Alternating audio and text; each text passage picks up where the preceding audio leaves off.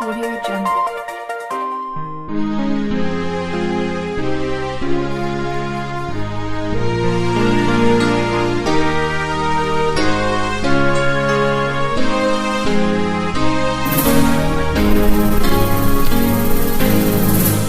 Ringgaslah hatiku,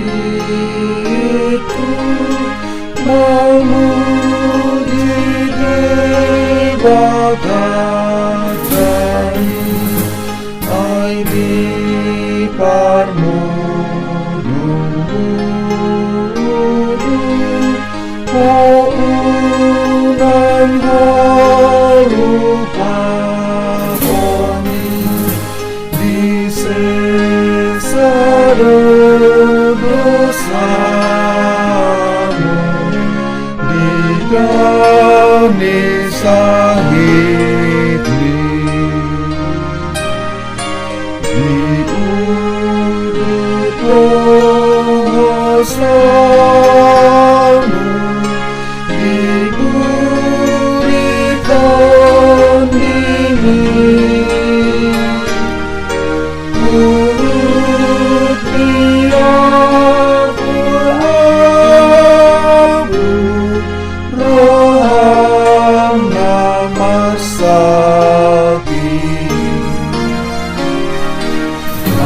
Satu rambumimu ingat umnyai.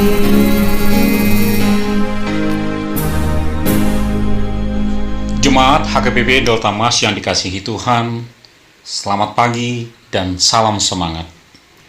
Kembali kita berjumpa di penghujung minggu ini dalam renungan harian HKBP yang menghantarkan kita melakukan pekerjaan sepanjang hari ini.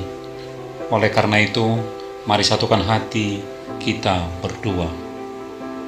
Bapa kami yang bertahta di kerajaan surga, terima kasih atas segala kebaikan, kasih dan penyertaan-Mu selama ini yang masih memberikan kami nafas kehidupan sampai saat ini. Kami rindu mendengarkan firman-Mu. Kiranya curahkanlah Roh Kudus-Mu untuk menerangi hati dan pikiran kami. Amin. Firman Tuhan pada hari ini, Sabtu tanggal 7 Juni 2025, diambil dari Mazmur 103 ayat 2 dan 4 yang akan dibacakan dari seorang anak remaja kita.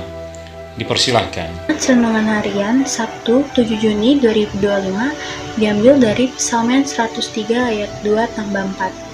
Dalam bahasa Indonesia dikatakan, pujilah Tuhan, hai jiwaku, dan janganlah lupakan segala kebaikannya. Dia yang menebus hidupmu dari lubang kubur, yang memahkotai engkau dengan kasih setia dan rahmat. Dalam bahasa Batak Didok, pujima Jehovah ale tondiku, jala unang tung halupahon denggan nibasana sudena, ibana paluahon ngulum sian hamagoan, ibana martupahon tuho denggan basa dohot asimiroha. Amin. Bapak, Ibu, dan Saudara terkasih di dalam Kristus Yesus, saya mengambil tema renungan pagi ini, ingatlah segala kebaikan Tuhan. Mazmur 103 ini adalah sebuah lagu pujian yang megah dari Daud. Lagu ini dipenuhi dengan rasa syukur dan pengagungan atas pribadi Allah yang luar biasa. Ayat 2 dan 4 ini menjadi inti dari pesan yang ingin disampaikan oleh Raja Daud kepada kita semua. Jangan lupakan segala kebaikan Tuhan.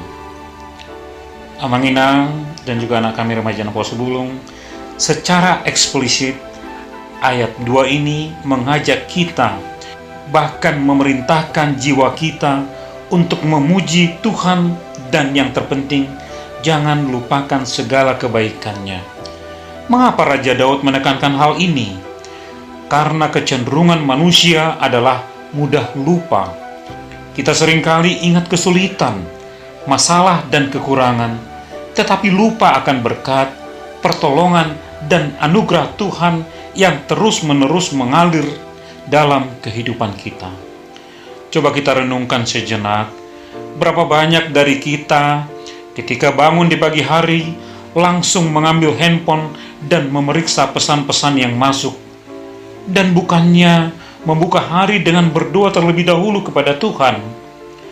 Kita cenderung langsung disibukkan dengan daftar tugas, memikirkan kekhawatiran dan rencana yang belum tercapai pada hari-hari sebelumnya. Kita lupa bahwa bangun pagi saja adalah sebuah kebaikan Tuhan. Kita lupa bahwa kita memiliki kesehatan, keluarga, pekerjaan, atau bahkan sekadar nafas yang masih kita hirup. Kembali Raja Daud mengingatkan kita untuk secara sadar mengingat dan menghitung berkat-berkat Tuhan. Ini bukan sekedar latihan mengingat, tetapi sebuah bentuk pengakuan dan respon iman terhadap Allah yang maha baik. Ketika kita mengingat kebaikannya, hati kita dipenuhi dengan rasa syukur, dan rasa syukur itu akan melahirkan pujian. Kemudian ayat 4 memberikan contoh spesifik dari kebaikan Tuhan. Dia yang menebus hidupmu dari lubang kubur dan yang memahkotai engkau dengan kasih setia dan rahmat. Bapak, Ibu, dan saudara terkasih di dalam Kristus Yesus, apa makna ayat 4 ini? Menebus hidupmu dari lubang kubur bisa diartikan dalam beberapa konteks. Yang pertama, makna secara harfiah. Ini berbicara tentang perlindungan Tuhan dari kematian dan bahaya yang mengancam nyawa. Mungkin ada di antara kita yang pernah mengalami kecelakaan, penyakit parah, atau situasi berbahaya yang secara logis seharusnya berakibat fatal. Namun Tuhan melindungi kita. Itulah penebusan dari lubang kubur. Dan makna yang kedua, yaitu makna dalam konteks iman Kristen yang berbeda dengan makna yang pertama tadi. Menebus hidupmu dari lubang kubur memiliki makna yang jauh lebih dalam. Ini menunjuk kepada penebusan Kristus di kayu salib. Kematian dan kebangkitan Yesus telah membebaskan kita dari cengkeraman dosa dan maut, dan memberikan kita hidup yang kekal. Tanpa penembusannya, kita semua akan binasa. Ini adalah kebaikan terbesar dan termulia yang pernah Tuhan berikan kepada umat manusia. Masih dalam konteks di ayat 4 selanjutnya dikatakan, Tuhan memahkotai engkau dengan kasih setia dan rahmat. Sebuah mahkota melambangkan kehormatan, otoritas, dan nilai yang tinggi.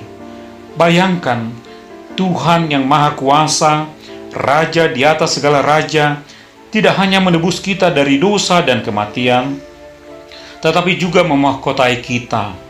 Dia tidak memandang kita sebagai budak yang tidak berharga, melainkan sebagai anak-anak kesayangan yang Dia hargai dan dipenuhi dengan kasih setia dan rahmat. Kasih setia Tuhan adalah kasih yang teguh, tak pernah berubah, dan abadi. Rahmat-Nya adalah belas kasihan-Nya yang mengampuni dan mengangkat kita meskipun kita tidak layak. Bapak, Ibu, dan saudara terkasih di dalam Kristus Yesus, bagaimana nats renungan ini relevan dengan kehidupan kita di zaman sekarang ini? Di era digital ini, kita dibombardir dengan beragam informasi, tuntutan, dan adanya ketimpangan sosial, sehingga tidak jarang media sosial kerap kali menampilkan cerita-cerita kesuksesan dan kehidupan ideal orang lain, yang pada akhirnya membuat kita merasa ada yang kurang, tidak cukup, atau bahkan iri hati. Kita cenderung fokus pada apa yang tidak kita miliki, pada kesulitan yang kita alami, atau pada berita-berita negatif yang terus-menerus disiarkan. Dalam kondisi seperti ini, kita akan terbawa arus dan menjadi sangat mudah untuk melupakan kebaikan Tuhan. Bagaimana kita menghadapi hal ini sesuai nats hari ini? Di sini saya mencatat ada 4 poin penting. Yang pertama, Jangan lupakan kebaikan Tuhan di tengah hiruk-pikuk dunia ini. Di tengah kesibukan dan tuntutan hidup modern, kita perlu melatih diri untuk berhenti sejenak, menarik nafas, dan merenungkan secara sadar untuk mengingat segala kebaikan Tuhan. Ini bisa berupa dengan mencatat hal-hal yang patut disyukuri dalam hidup, juga mengucap syukur dalam segala hal, serta meluangkan waktu untuk berdoa dan merenungkan berkat-berkat Tuhan. Dan tidak hanya itu, bahkan ketika kita menghadapi tantangan berat sekalipun, carilah keyakinan di mana Tuhan pasti menopang dan memberikan kekuatan pada waktunya. Kita harus mengingat bagaimana Dia telah menebus kita dari lubang kubur dosa dan kematian melalui Anaknya Yesus Kristus Tuhan kita. Poin yang kedua, jagalah kesehatan mental dan spiritual kita. Melupakan kebaikan Tuhan bisa berdampak buruk pada kesehatan mental dan spiritual kita. Ketika kita hidup terus-menerus dengan berfokus pada masalah yang kita hadapi, kita bisa jatuh ke dalam kecemasan, depresi, bahkan menjadi putus asa. Sebaliknya, ketika kita mengingat segala kebaikan Tuhan, akan memupuk rasa syukur, sukacita, dan pengharapan. Ini adalah obat yang manjur untuk jiwa yang lelah. Mari kita ingat Amsal 17 ayat 22 yang mengatakan, hati yang gembira adalah obat yang manjur, tetapi semangat yang patah mengeringkan tulang. Poin yang ketiga, carilah tujuan hidup yang sesungguhnya. Ketika dunia ini banyak menawarkan mahkota-mahkota palsu, yaitu status sosial dan predikat yang disematkan menurut ukuran dunia ini, seperti jabatan, kekayaan, dan popularitas, nats renungan ini mengingatkan kita akan mahkota sejati yang diberikan Tuhan, yaitu kasih setia dan rahmat-Nya. Ini adalah identitas kita yang paling otentik. Kita tidak perlu mencari validasi dari dunia, karena Tuhan telah memahkotai kita. Ini memberikan kita tujuan hidup yang lebih besar dari sekadar mengejar hal-hal yang fana. Kita hidup sebagai orang yang dikasihi, diampuni, dan diangkat oleh Tuhan menjadi anak-Nya dan menjadi warga kerajaan surga. Dan poin yang terakhir, menjadi saluran berkat bagi banyak orang. Ketika kita menyadari betapa besar kebaikan Tuhan dalam hidup kita, kita tidak bisa tinggal berdiam diri. Rasa syukur itu akan mendorong kita untuk menjadi saluran berkat bagi banyak orang. Kasih setia dan rahmat yang kita terima dari Tuhan haruslah mengalir kepada sesama umat. Bagaimana kita bisa membagikan mahkota kasih setia dan rahmat itu kepada orang-orang di sekitar kita yang sedang bergumul, yang merasa tidak berharga, bahkan terjebak dalam lubang kubur masalah hidup. Jadilah menjadi jalan solusi buat mereka, karena kita sudah merasakan dan menikmati kasih setia, rahmat, dan berkat dari Tuhan. Bapak, Ibu, dan Saudara terkasih di dalam Kristus Yesus, nats renungan ini adalah panggilan untuk merenungkan kembali segala kebaikan Tuhan dalam hidup kita. Jadi jangan biarkan hidup kita dipenuhi dengan segala keluhan dan kekhawatiran dunia ini. Sebaliknya, marilah kita melatih jiwa kita untuk mengingat, mengakui, dan memuji Tuhan atas segala kebaikan-Nya. Dia yang telah menebus kita dari jurang kematian dan yang terus-menerus memahkotai kita dengan kasih setia dan rahmat-Nya yang tak berkesudahan. Biarlah setiap hari kita dapat berseru seperti yang disampaikan Raja Daud. Pujilah Tuhan, hai jiwaku, dan janganlah lupakan segala kebaikan-Nya. Marsangap Madi Batata. Amin. Mari kita bersatu di dalam doa. Terima kasih Tuhan untuk firman-Mu hari ini yang sudah mengingatkan kami untuk tidak melupakan segala kebaikan-Mu di dalam kehidupan ini. Dan ajarlah kami untuk menghitung dan mengingat segala berkat-berkat-Mu tiap hari yang tak berkesudahan.